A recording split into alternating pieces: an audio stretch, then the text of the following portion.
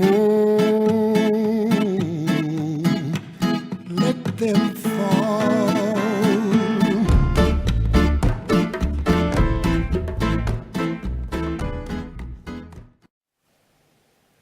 Bonjour et bienvenue sur l'épisode 5 de mon podcast. Je suis Sabine, donc de la chaîne Sabine Cat by Design ou du compte Instagram Sabine Cat by Design.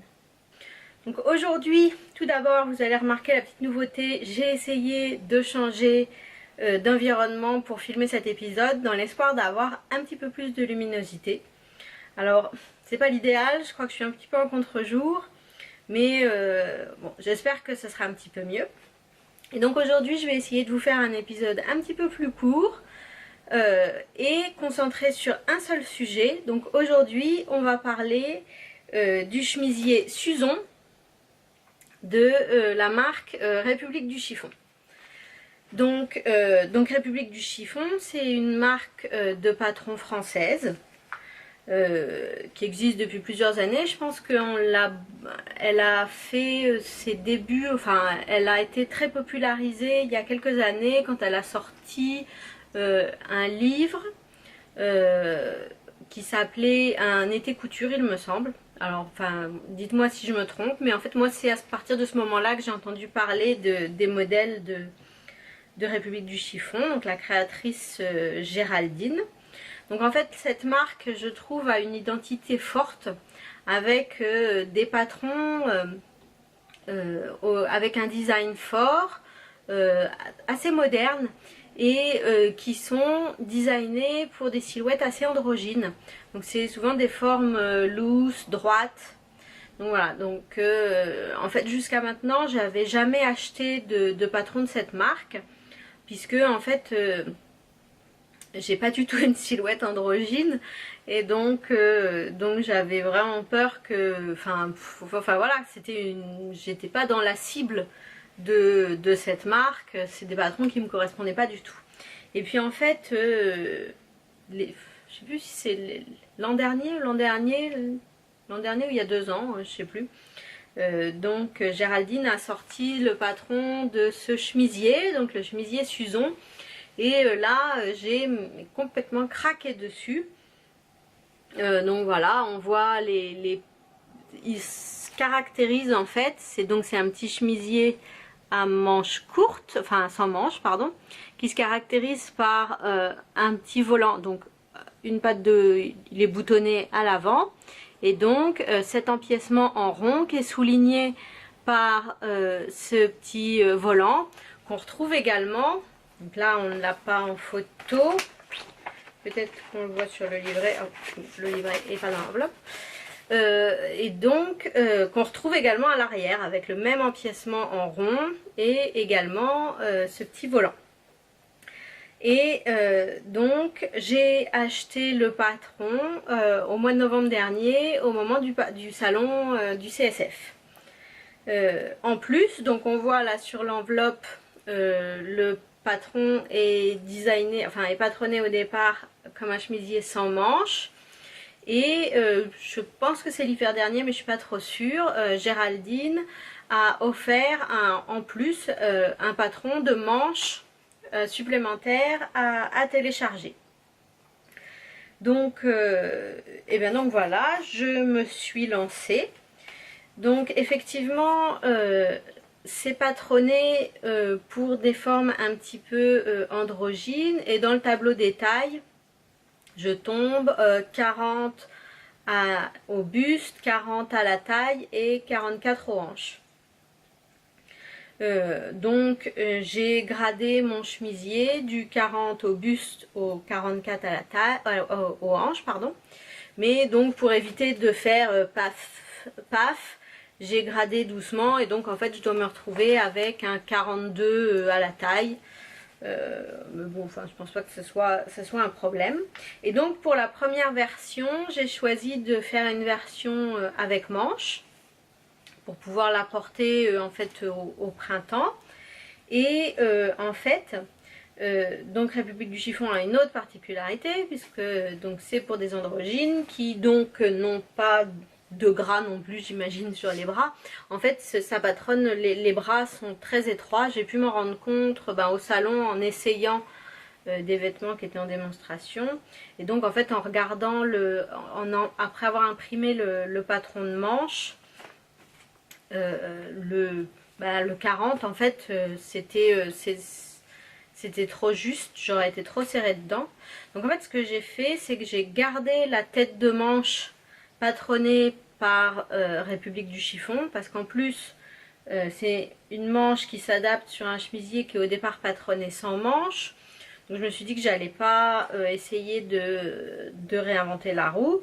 J'ai gardé la tête de manche qu'elle avait patronnée et je l'ai simplement adaptée à la manche du chemisier Granville de Swaolik, puisque c'est une manche qui me convient bien. Et en plus, dans la manche qui était fournie, il me semble que c'était simplement une fente indéchirable et je sais plus comment étaient les poignées. Enfin, je suis même pas sûre qu'il y avait des poignées de manche qui allaient avec. Donc j'ai repris la manche du chemisier Granville. Et donc voilà ma première version. Évidemment, vous n'allez rien voir, c'est blanc sur fond blanc. Donc voilà, donc j'ai utilisé un coton blanc on le voit avec un motif des rayures blanches très discrètes. Donc voilà. Vous le voyez là. Donc c'est un coton que j'ai trouvé chez Sacré Coupon à Montmartre. Et il me semble me souvenir que je l'avais payé 5 ou 10 euros les 3 mètres, enfin un truc dérisoire. Alors c'est un coton un peu épais. Et je sais plus si elle donne de... Enfin, je me doutais, j'avais un peu peur quand même en choisissant ce tissu que que le volant soit un peu trop rigide, mais j'ai décidé de me lancer quand même. Et en fait, au fur et à mesure de la réalisation, j'étais vraiment conquise par le patron. Donc les caractéristiques du patron, donc on a des petites pinces poitrine. Donc cet empiècement devant qui est souligné par le volant. Et donc voilà, l'empiècement derrière souligné par le volant. Donc le volant est en une seule pièce. Mais en fait ce qui fait qu'il tombe si joliment, c'est que contrairement à pas mal de patrons de volant, c'est pas simplement une pièce droite qui est froncée. En fait il est mis en forme pour s'adapter vraiment joliment à ces empiècements en rond, devant et derrière. Et ce qui fait qu'il tombe vraiment joliment. Donc on voit qu'on a un joli col. Alors, je sais pas comment s'appelle ce type de col, mais un joli petit col rond. Et donc voilà, des pattes de boutonnage rapportées de chaque côté. Donc en cours de réalisation, en fait, je me suis plainte sur Instagram du fait que j'avais bien réussi la patte d'un côté, mais loupé de l'autre côté, enfin le col je veux dire. On voit que ça faisait un petit bec ici et je me disais voilà, c'est toujours le côté qu'on voit que je loupe. Et donc en fait plusieurs filles m'ont gentiment fait remarquer que en fait non, puisque le côté que j'avais réussi c'était le côté droit et que donc on n'allait pas le voir. Donc c'est effectivement quelque chose qu'il faut noter, c'est que sur la pochette en fait le patron est proposé, enfin est photographié avec le côté gauche par dessus. Et en fait c'est vrai qu'on peut utiliser l'un ou l'autre des côtés, puisqu'en fait quand dans des patrons de chemise, en fait pour les pattes de boutonnage, on peut avoir soit des pattes incorporées, c'est-à-dire qu'on replie, qu'on surpique, etc., ou des pattes rapportées. Et donc ici, les deux côtés sont rapportés, donc sont absolument identiques, ce qui n'est pas le cas par exemple pour le chemisier Granville où les deux côtés sont pas identiques et on est obligé d'avoir le côté droit sur le côté gauche.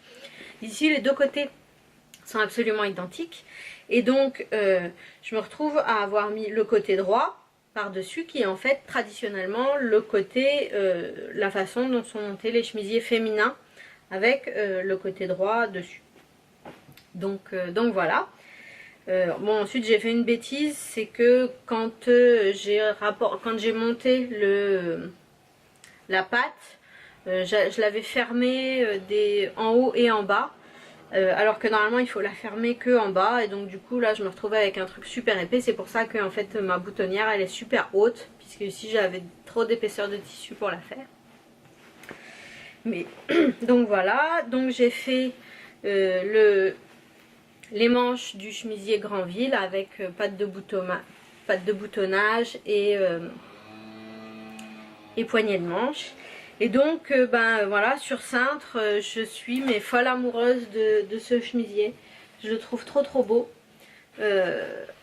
En plus au niveau de la taille, tout tombe parfaitement. J'avais vraiment peur que le patronage soit pas fait pour moi et que ça tombe pas bien sur les hanches, etc. Que j'avais peur d'être serré, je sais pas. Mais en fait, non, tout tombe très bien. Par contre, je suis vraiment pas convaincue par la combinaison du blanc et des volants. Là, j'ai un peu l'impression de ressembler à Pierrot la Lune. Donc je sais pas, je me suis dit que j'allais le laver plusieurs fois pour essayer d'assouplir un peu le tissu. Vous savez, des fois, ils viennent avec un après les tissus viennent avec un après qui met plusieurs lavages à s'enlever. Et donc le tissu peut s'assouplir après plusieurs lavages. Donc je me suis dit que j'allais le laver plusieurs fois avant de porter un jugement définitif. Parce que en fait comme ça je l'adore, mais une fois porté je suis pas convaincue. Mais bon, enfin je sais pas, je verrai après quelques lavages. Je pense que je la porterai quand même parce qu'en fait je suis bien dedans. Et donc, juste après avoir réalisé celle-ci, j'ai décidé de récidiver. Et donc j'ai récidivé avec un modèle sans manche. Voilà. Donc, ce tissu, je l'ai gagné sur le blog de Anne, un chat, qui organisait un concours pour l'anniversaire de son blog l'été dernier. Et donc voilà, j'ai gagné ce tissu qu'elle a acheté au Portugal. Donc c'est une viscose.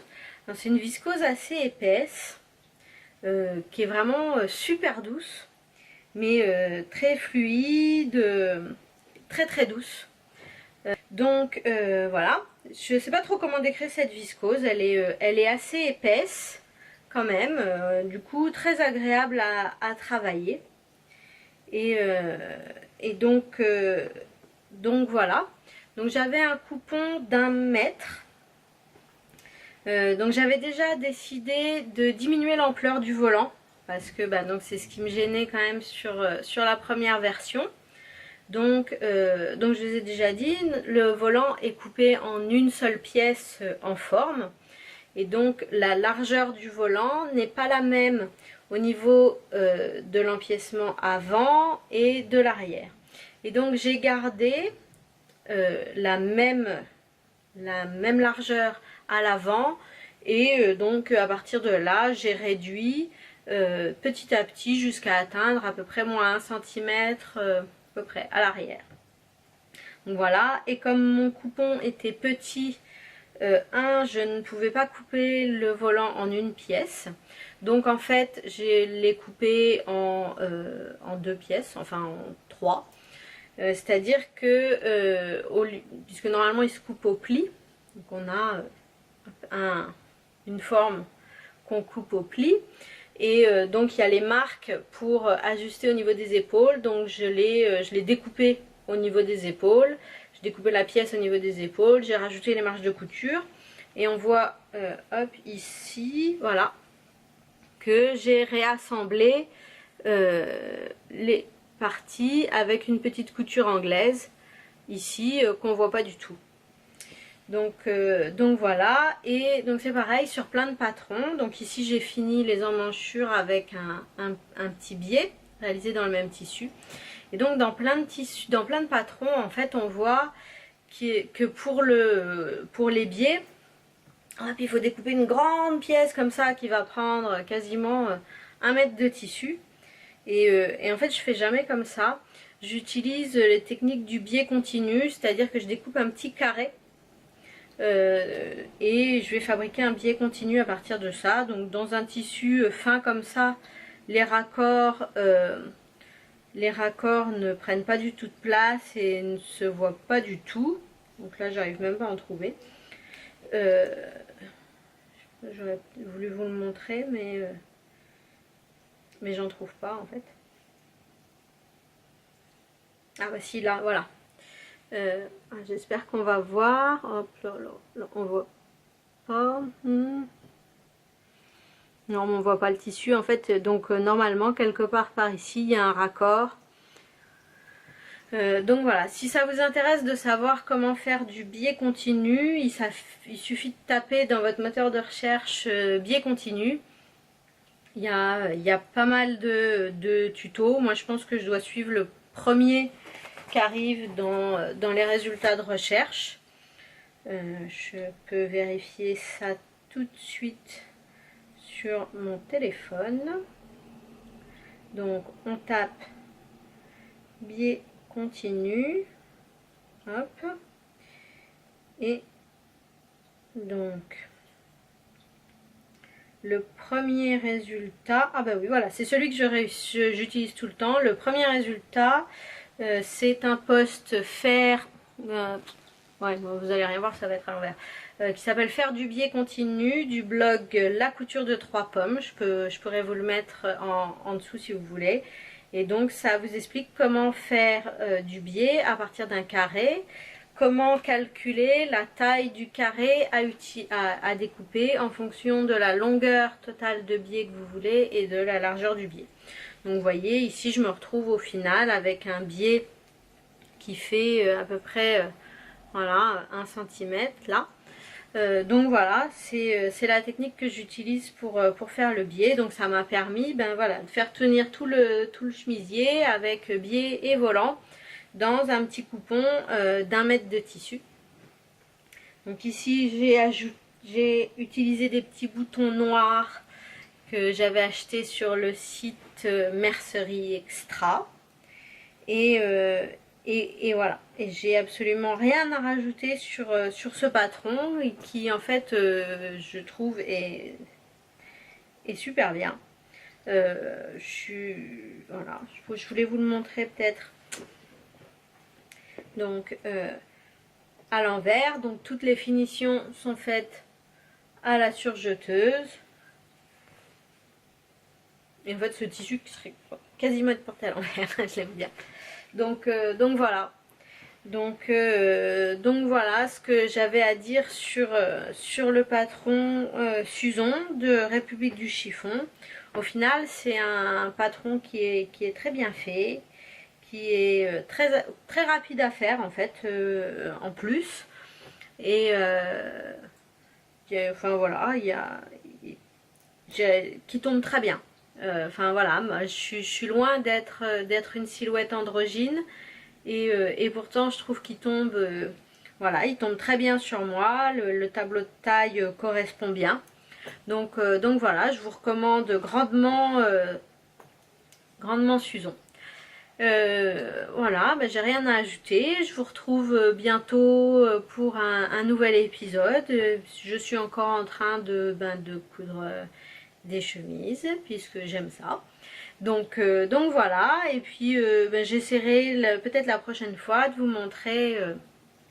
montrer mon chemisier Suzon Pierrot porté. Donc sur ce, eh bien, je vous souhaite une bonne journée ou une bonne soirée. Je vous embrasse bien fort et je vous dis à bientôt.